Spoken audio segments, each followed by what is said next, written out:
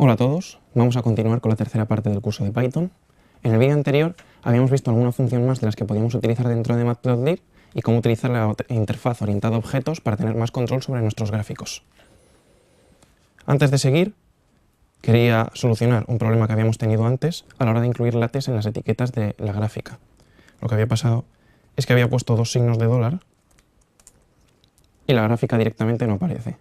Esto es un comportamiento indeseable de Matplotlib que debería haber mostrado algún tipo de error diciéndome que esta sintaxis no es correcta, pero se soluciona poniendo simplemente un signo de dólar.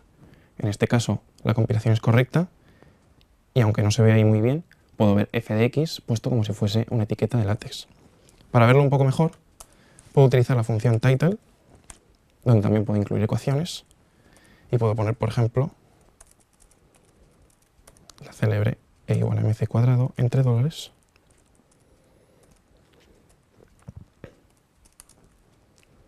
Y ya tengo aquí el título también como una etiqueta de látex. Con un poco de trabajo, también los números que pertenecen a los límites de los ejes se pueden convertir en números de látex y así esta es una herramienta perfecta para incluir gráficas en nuestros informes. Y ahora, continuando con lo que estábamos, habíamos visto ya la función plot y la función scatter. Vamos a ver otra función más que nos puede resultar muy útil para representar gráficas de funciones en dos dimensiones. Al final, si tenemos una función de dos variables que nos devuelve un solo resultado, digamos una función de R2 en R, lo que tenemos para representarlo son dos opciones. O bien hacemos una gráfica en tres dimensiones, donde el resultado de esa función sería la altura en función de la x y la y, y otra opción sería representar curvas de nivel. Para eso vamos a utilizar la función contour. Supongamos que queremos representar esta función. Lo voy a llamar de otra manera, g de xy igual a coseno de x más seno de y al cuadrado. Voy a corregir, de hecho, el código. Ahora sí, perfecto. Voy a representar esta función en Python. Pues bien, igual que cuando he representado una función en una dimensión, tengo que evaluarla en un dominio que he definido con un linspace. Para hacerlo en dos dimensiones tengo que hacer algo parecido. Si quiero evaluar esto en un cuadrado, por ejemplo definido entre -2 y 2, tengo que hacer dos linspace, uno para la x y otro para la y, y luego tengo que utilizar la función meshGrid. Esta función ya la habíamos visto en el vídeo anterior, en vídeos anteriores, pero vamos a dar un breve repaso de qué significa. Al final, esto que estoy aplicando aquí para la x es un vector, la y es otro vector, y el resultado de meshGrid son otras dos matrices, en la cual una va variando por filas y la otra va variando por columnas, de tal forma que superponiendo las dos tengo un cuadrado con los límites que yo he definido. Ahora, para evaluar esta función, lo siguiente que tengo que hacer es definirla, xy, para que me devuelva el coseno de x más el seno de y al cuadrado. Ya lo tengo. Y ahora, para hallar la z, por ejemplo, voy a evaluar esa función en x y en y. Recordemos que al final, como estas operaciones funcionan también con arrays, porque las funciones de NumPy están todas vectorizadas, esta operación se está haciendo elemento a elemento, con lo cual estoy evaluando esa función en un cuadrado. Ahora, si utilizo la función contour, aunque pensándolo mejor, vamos a seguir utilizando la interfaz orientada a objetos de Matplotlib, utilizando la función subplots. Además, esta es la forma recomendada de hacerlo siempre. Y ahora, en el objeto access, voy a utilizar la función contour. La función contour necesita, por un lado, la matriz de x, la matriz de y y la de z. Y si hago esto, estoy visualizando aquí las líneas de nivel que resultan de seccionar por planos, digamos, para visualizarlo geométricamente, seccionando por planos paralelos al plano xy, la función en tres dimensiones que resultaría de la función que hemos definido antes.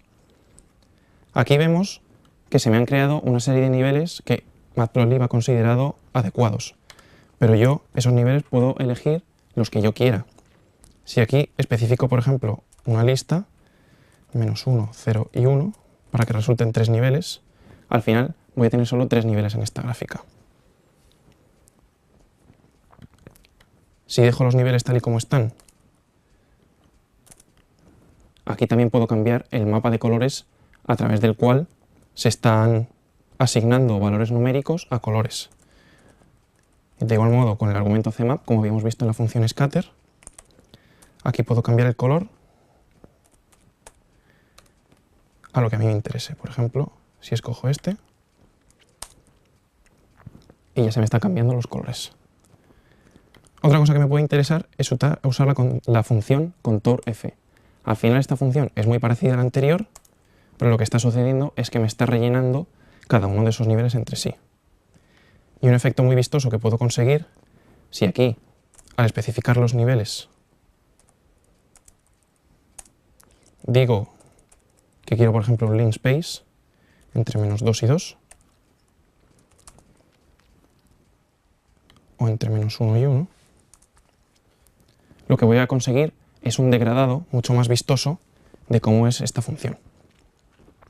De acuerdo, ya hemos visto un abanico de funciones que podemos utilizar dentro de Matplotlib y ahora vamos a ver un ejemplo real.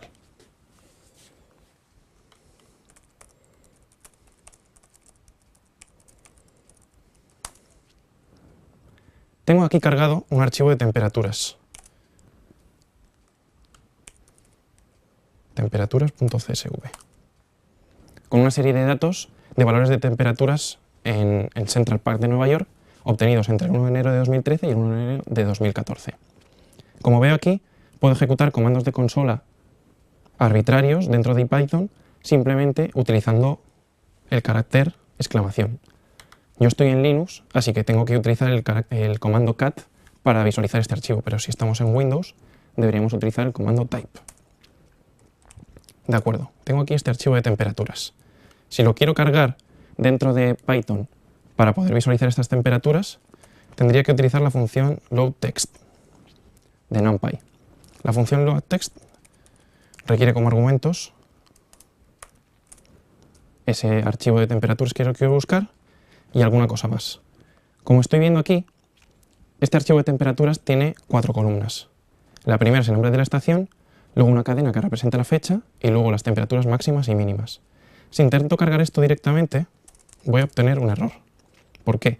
Porque no puede convertir la primera columna en un campo numérico.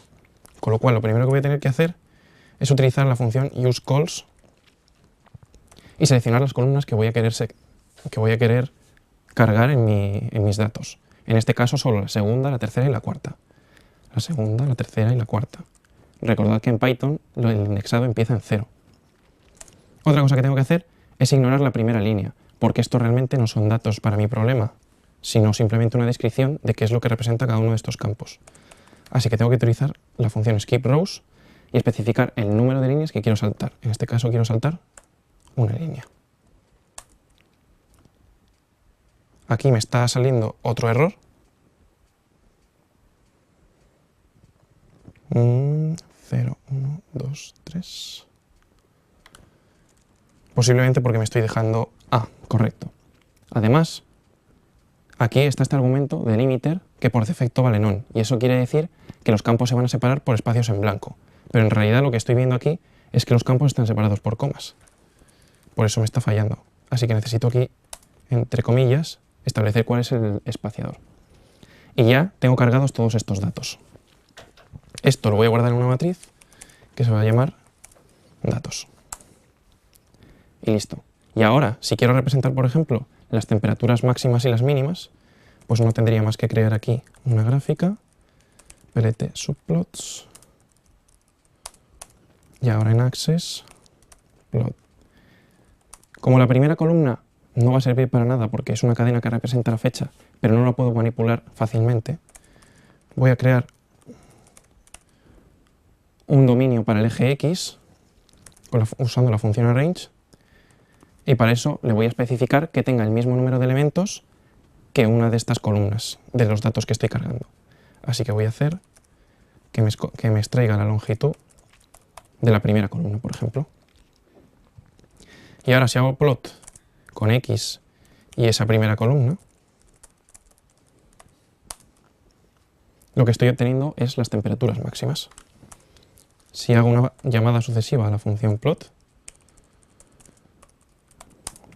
estoy obteniendo las temperaturas máximas y las mínimas. Me resulta más intuitivo que las máximas sean rojas y las mínimas azules. Así que sin más lo voy a cambiar. Y otra cosa que puedo hacer, por ejemplo, es representar la temperatura media. Si quiero representar la temperatura media, no tengo más que hacer aquí la primera columna más la segunda columna dividido entre 2. Como las operaciones se están haciendo elemento en elemento, esto me está calculando la temperatura media de cada día. Y si la represento aquí,